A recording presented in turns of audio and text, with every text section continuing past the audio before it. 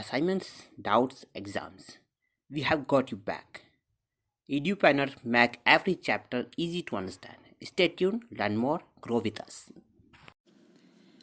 In this problem, we are given information about a 20-gram block that's oscillating on the end of a spring. And we're given the graph that shows the oscillation with a period time of t that is 40 milliseconds or 0.04 seconds. The amplitude of the max amplitude of the oscillation is 7 centimeters or 0.07 meters.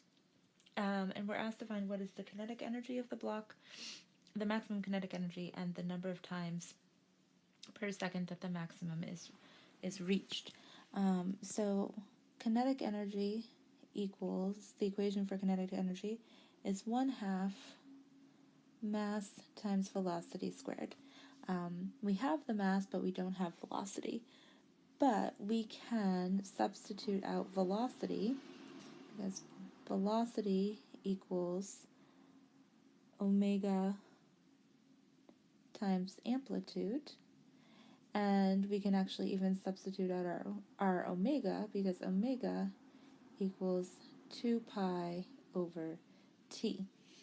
So if we substitute 2 pi over t in for omega, and then substitute omega in for our velocity, what we end up with is the equation kinetic energy equals 1/2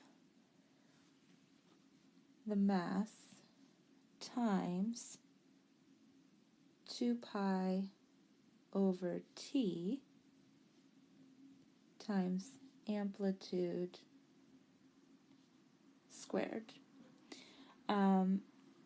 And we have all of those values, so we can actually now just substitute in our values into our equation. So we have kinetic energy equals 1/2 the mass, which is 0.02 kilograms, times 2 pi divided by our 0.04 seconds, times our amplitude, which is 0.07 seconds squared.